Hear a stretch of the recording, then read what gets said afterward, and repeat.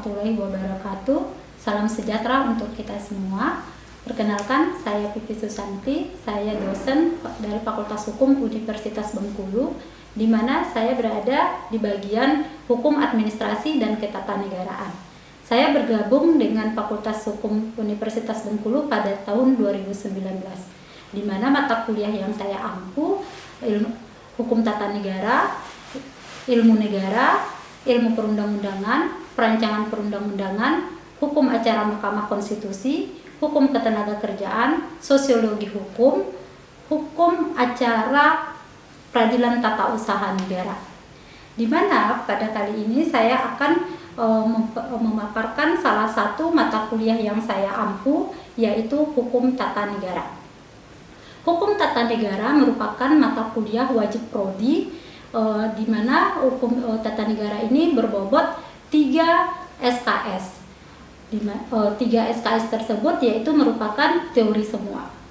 Adapun materi yang diajarkan pada Hukum Tata Negara ini yaitu adalah pengertian dan istilah hukum tata negara, hubungan hukum tata negara dengan ilmu lainnya, sumber hukum tata negara, konstitusi, pengembangan ketatanegaraan Indonesia, asas-asas yang terkandung dalam Undang-Undang Dasar 1945, bentuk negara, bentuk pemerintahan dan sistem pemerintahan, organ negara, bentuk dan organ dan fungsi kekuasaan negara, pemilihan umum, kewarganegaraan, hukum administrasi negara. Adapun tujuan dari pembelajaran ini diharapkan mahasiswa untuk dapat berkontribusi dalam peningkatan mutu kehidupan bermasyarakat, berbangsa, bernegara, dan kemajuan peradaban berdasarkan Pancasila. Berikut video pembelajaran Hukum Tata Negara. Assalamualaikum warahmatullahi wabarakatuh. Waalaikumsalam warahmatullahi wabarakatuh. Oke, selamat pagi semua. Pagi, Bu. Oke, kita hari ini menyambung kuliah kita yang kemarin, yaitu Hukum Tata Negara ya. Di sini sebelum kita memulai perkuliahan kita, silakan Komti dipimpin doanya terlebih dahulu.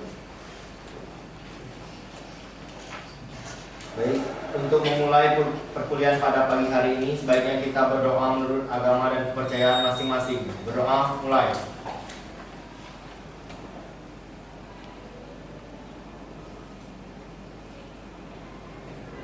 Berdoa, selesai. Oke, hari ini mata kuliah kita yaitu adalah organ atau lembaga negara dan fungsi kekuasaan negara yang mana diberikan langsung kewenangannya oleh Undang-Undang Dasar 1945. Di mana perkuliahan kita ini dia akan melihat sub CMK yang ke-7, yaitu mampu menjelaskan organ atau lembaga negara dan fungsi kekuasaan negara. Jadi di sini ada nanti materi yang kita pelajari di sini mengenai lembaga negara yang diberikan fungsi dan kekuasaannya secara langsung itu oleh Undang-Undang Dasar, yaitu ada 8 ya, ada 8 organ di sini, yaitu yang pertama MPR, DPR, DPD, Presiden, Mahkamah Agung, Mahkamah Konstitusi, Komisi Yudisial dan BPK ya. Tetapi sebelum ini saya mau review dulu perkuliahan kita minggu lalu. Kan minggu lalu kita sudah kuliah tentang bentuk negara, bentuk pemerintahan dan sistem pemerintahan. Ada yang ingat apa saja model bentuk negara yang ada? Oke, silakan Gita. Bentuk negara itu disebut. Untuk bentuk negara itu minggu kemarin Ibu menjelaskan ada 2. Yang pertama negara kesatuan dan yang kedua itu negara federal atau negara serikat. Kalau Indonesia termasuk kemana? Negara kesatuan. Oke, terima kasih kita. Oke, sistem pemerintahan. Sistem pemerintahan ada berapa? Ya, silakan Kato. Sistem pemerintahan itu ada 3, yaitu yang pertama sistem pemerintahan presidensial, kemudian sistem pemerintahan parlementer, dan sistem referendum campuran. Oke, yang Indonesia memakai sistem pemerintahan yang mana? Presidensial ya. Oke, terima kasih Kato. Oke, sebelum kita mulai, di sini kita melihat ya kita melihat bahwa negara Indonesia sebagaimana yang terdapat di dalam pasal 1 ayat 1, 2, dan 3 dalam Undang-Undang Dasar Negara Republik Indonesia ini menyatakan kalau di pasal 1 ayat 1 tersebut yaitu menyatakan negara Indonesia ialah negara kesatuan yang berbentuk republik. Dan di pasal 1 ayat 2-nya, ya silakan Mbak Lala, apa isi dari pasal 1 ayat 2? Pasal 1 ayat 2 Undang-Undang Dasar Negara Republik Indonesia tahun 1945, kedaulatan berada di tangan rakyat dan dilaksanakan menurut Undang-Undang Dasar. Oke. Dan pasal 1 ayat 3 dinyatakan bahwa negara Indonesia adalah negara hukum. Di sini kita melihat, kalau melihat dari teori Montesquieu, menyatakan bahwa negara ini adalah memiliki sistem kekuasaan tersebut itu yaitu trias politika, ya kan? Trias politika di mana di dalam trias politika tersebut itu membagi kekuasaan kepada 3 lembaga kekuasaan tersebut, yaitu kekuasaan legislatif, eksekutif, dan yudikatif. Di sini kalau kita melihat bahwa lembaga negara itu adalah institusi yang berbentuk guna melaksanakan fungsi-fungsi negara tersebut, yaitu fungsinya sebagai legislatif, eksekutif, dan yudikatif tadi. Jadi kalau kita melihat secara konseptual dibentuknya lembaga negara ini, yaitu menjalankan fungsi negara dan menjalankan fungsi pemerintahan secara aktual. Karena itu harus ada nih di dalam suatu negara tersebut itu lembaga negara atau organ negaranya gitu. Itu yang harus ada supaya bisa negara ini berjalan dengan maksimal. Seperti itu ya. Ini kita masuk di sini. Kita melihat kalau lembaga negara, kan kita melihat lembaga negara kita ini ada pertemuan ketiga kemarin kita telah membahas tentang konstitusi, di mana dalam konstitusi kita tersebut itu ada perubahan amandemen dalam peraturan perundang-undangan. Di sini lembaga negara kita juga mengikuti perubahan di situ. Di mana pada sebelum amandemen lembaga negara tersebut itu adanya lembaga tertinggi dan lembaga tinggi negara. Di mana lembaga tertinggi di sini seperti skema yang dilihat di atas di dalam poin saya itu adalah MPR. MPR memiliki lembaga tertinggi gitu. Sedangkan di bawahnya tersebut itu ada BPK, Presiden, DPR, MA, dan DPA. Kenapa MPR ini menjadi lembaga tertinggi? Gitu. Karena MPR tersebut itu dia memiliki sebelum amandemennya Undang-Undang Dasar kita tadi yang kita sebutkan di dalam pasal 1 ayat 2 tersebut, dia menyatakan di situ bahwa lembaga negara tersebut itu adalah MPR ini kedaulatan berada di tangan rakyat dan dilaksanakan oleh MPR. Jadi di sini MPR lah yang memiliki kewenangan untuk memilih dan melantik presiden. Berbeda ya kalau sekarang kita melihat adanya lembaga negara setelah amandemen, kedudukannya MPR kalau dilihat dari skema kedudukannya sejajar kan dengan lembaga 7 lembaga negara lainnya tersebut di situ.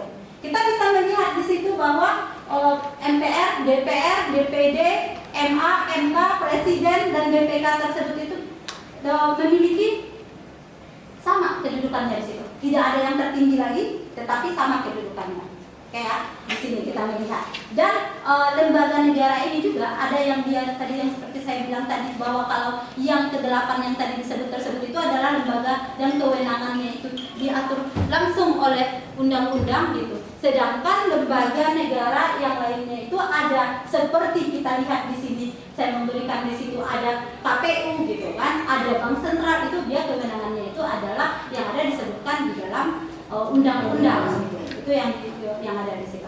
Oke, sekarang saya menjelaskan tentang DPR, Presiden dan Mahkamah Konstitusi, di mana lembaga negara tersebut kalau kita melihat pengaturannya, DPR tersebut itu diatur di dalam pasal 20 ayat 1, yaitu di mana dia memegang kewenangan atau kekuasaan untuk membentuk undang-undang. Dan Presiden yaitu pada pasal 4 ayat 1 yaitu memegang kekuasaan pemerintahan.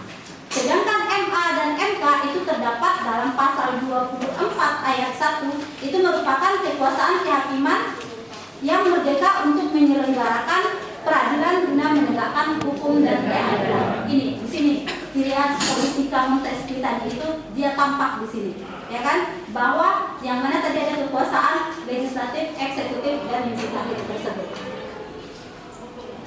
Oke, di sini kita melihat MPR ya.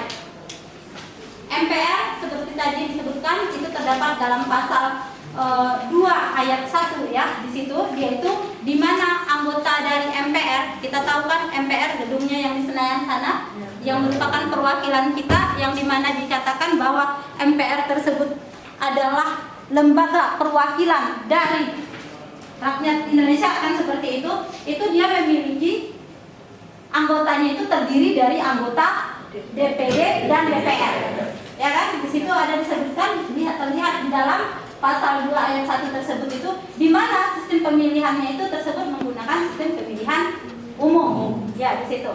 Dan MPR ini memiliki fungsi, ayo siapa coba lihat undang-undangnya, di dalam undang-undang dasarnya itu disebutkan pada pasal berapa saja kewenangan MPR.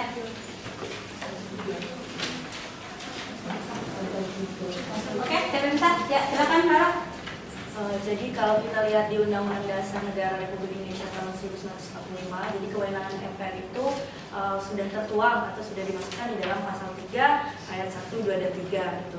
Yang pertama itu apa sih sebenarnya wewenang dari MPR? Yang pasti itu yang pertama adalah MPR ini adalah salah satu-satunya lembaga yang berwenang untuk mengubah dan menetapkan undang-undang dasar atau konstitusi. Kemudian yang kedua, MPR itu memiliki wewenang untuk melantik presiden dan atau wakil presidennya.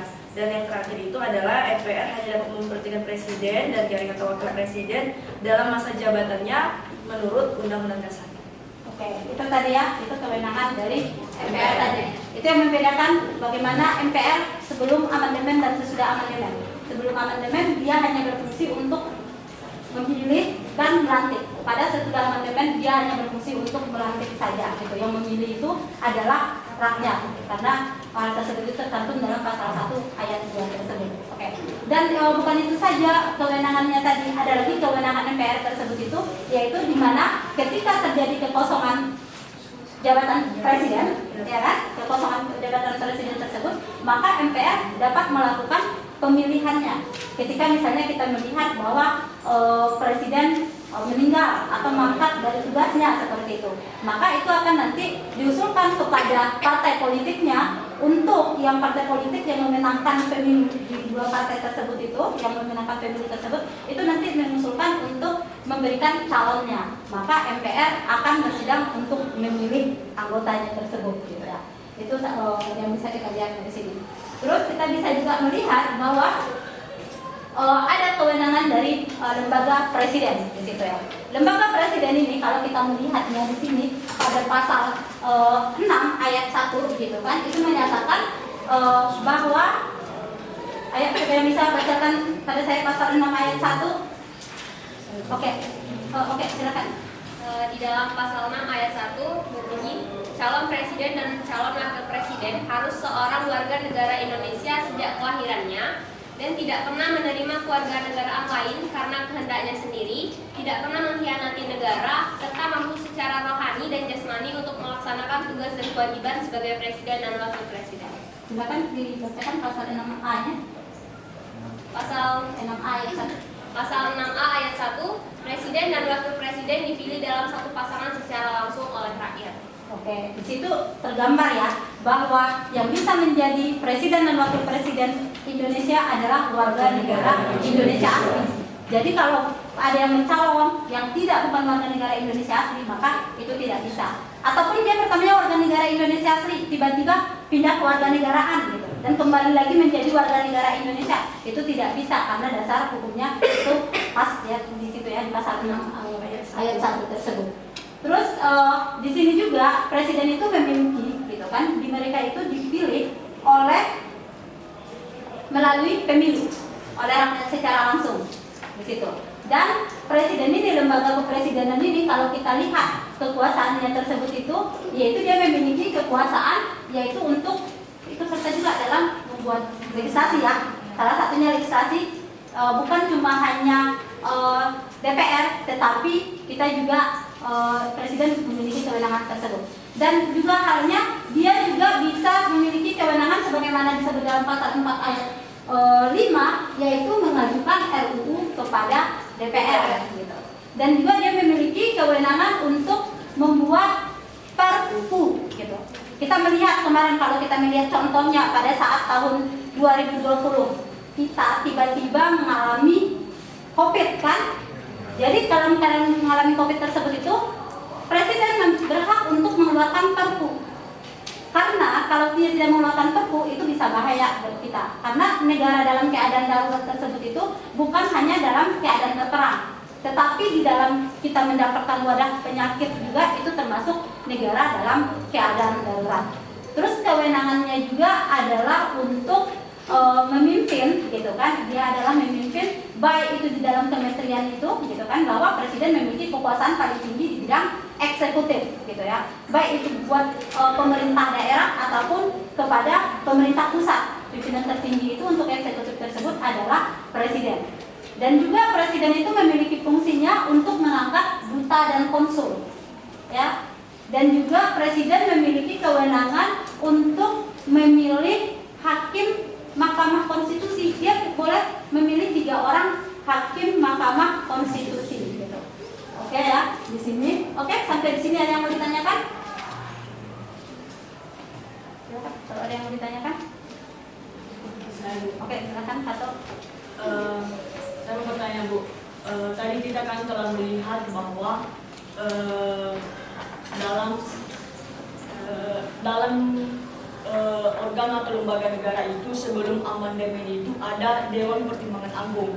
Nah setelah amandemen, Dewan Pertimbangan Agung ini dihapus. Nah pertanyaan saya Bu, mengapa Dewan Pertimbangan Agung ini dihapus Bu?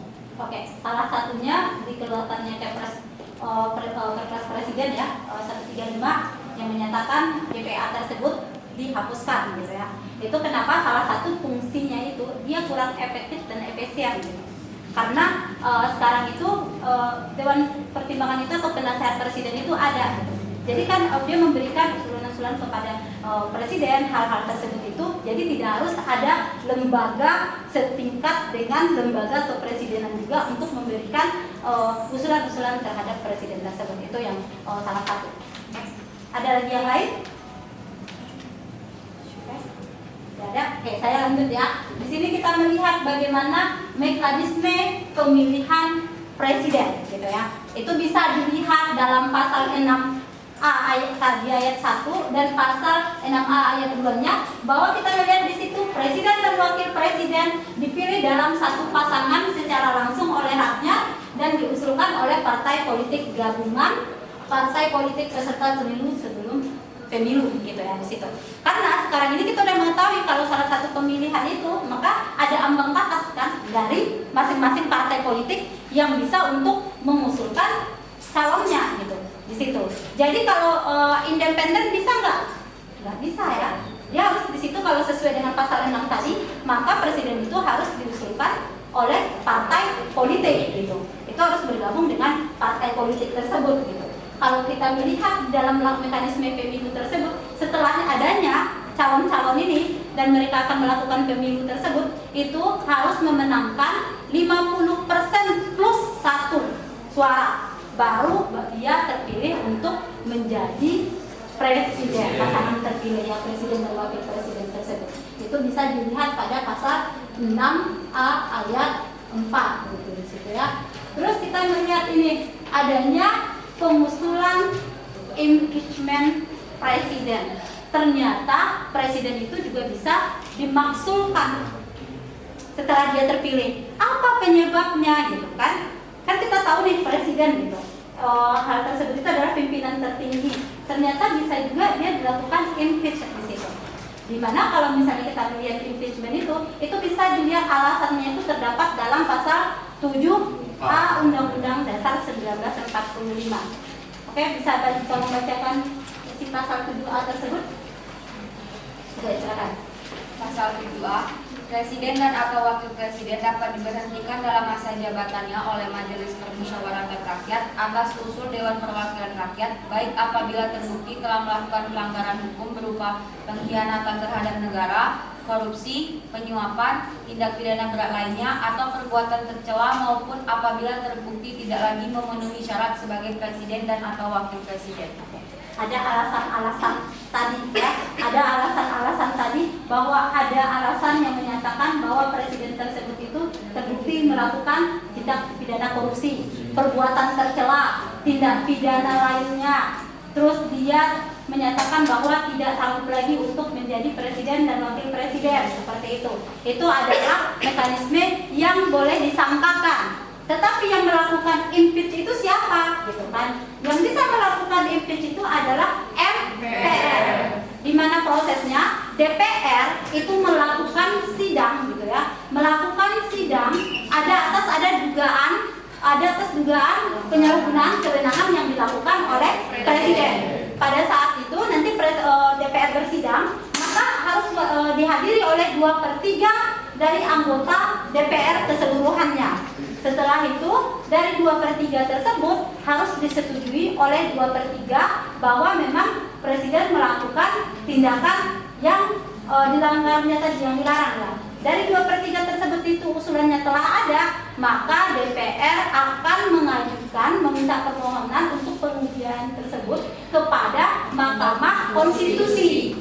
Jadi Mahkamah Konstitusi akan menyidangkan selama 60 hari gitu kan. Nanti akan membuat wajib bagi Mahkamah Konstitusi untuk melaksanakan persidangan tersebut. Kalau dalam persidangan tersebut Mahkamah Konstitusi menemukan memang benar presiden atau wakil presiden tadi melakukan perbuatan tercela tersebut atau perbuatan yang dilarang oleh undang-undang tersebut, maka dia akan memberikan rekomendasinya kepada DPR. Baik itu terbukti ataupun tidak terbukti, akan dikembalikan kepada DPR.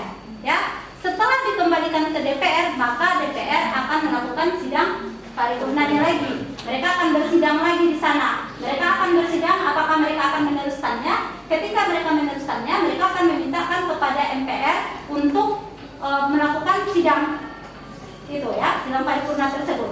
Ketika di sidang paripurna tersebut, maka bersidanglah harus dihadiri oleh 3/4 dari anggota MPR tersebut.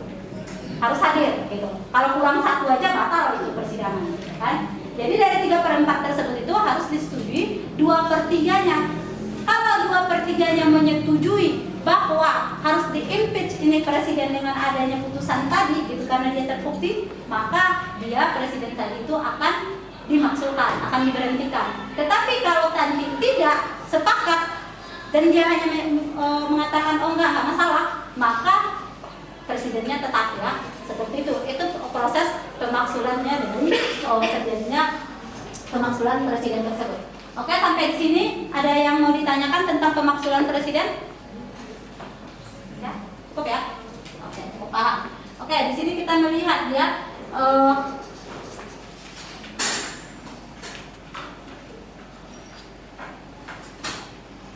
ini adanya hubungan antara beberapa lembaga negara dalam kewenangannya tersebut. Kita lihat di sini ada 3. Di sini adanya legislatif, eksekutif, yudikatif tersebut itu terlihat ya.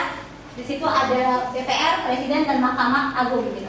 Di sini kalau kita melihat dari pasal 11 ayat 1 dan ayat 2-nya tersebut, di situ menyatakan presiden menyatakan perang, membuat perdamaian, perjanjian dengan negara lain dan internasionalnya lain, itu harus ada dengan persetujuan DPR ya di situ.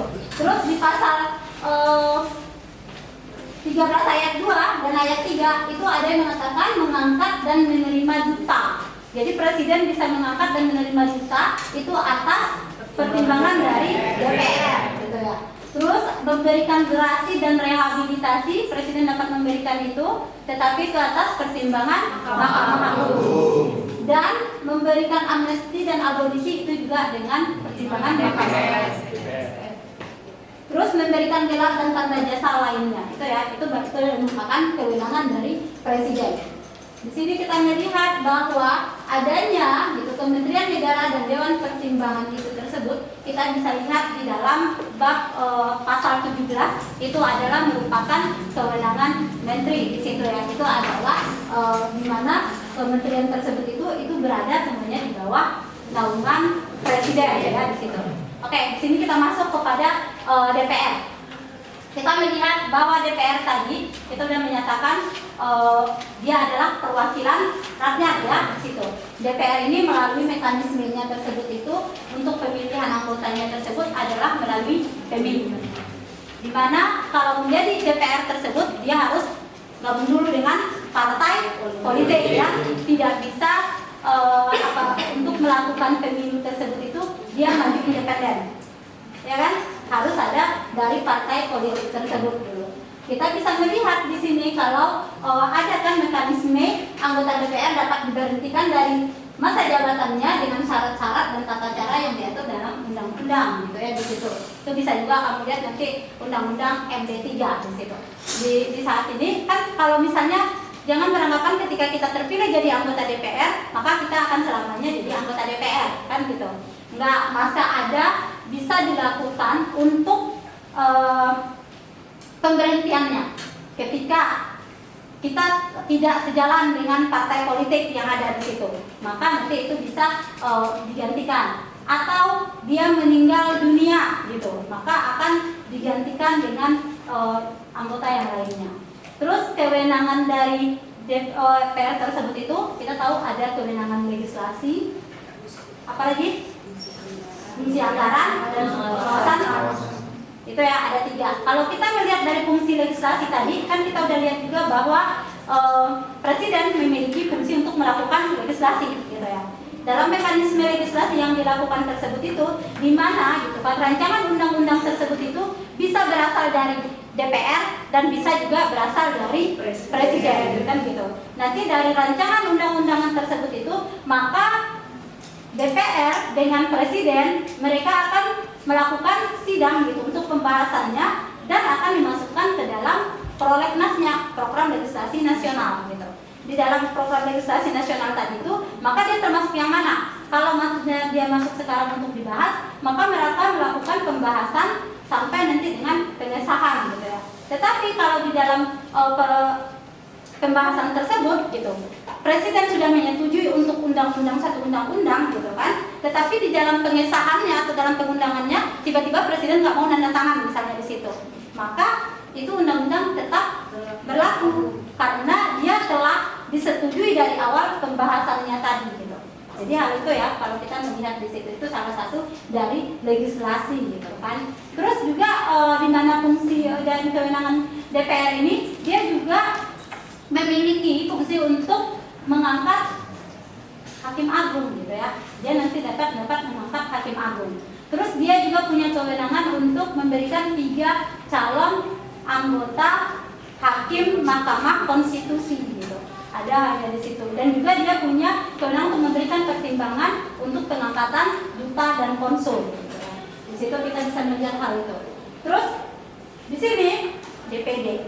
Tadi kan dibilang MPR dia memiliki kewenangan tersebut itu ada dengan DPD membuat peraturan perundang-undangan juga ya anggota MPR tersebut. Di situ ada DPD ya di situ. Ada DPD untuk di mana DPD ini dia mewakili daerah yaitu secara independen untuk pemilihannya. Oke? Oke, sampai di sini ada yang ditanyakan? Minggu depan dengan metode pembelajaran kita yaitu pemilu. Oke, saya sudahi dengan Obi Hidayah. Wassalamualaikum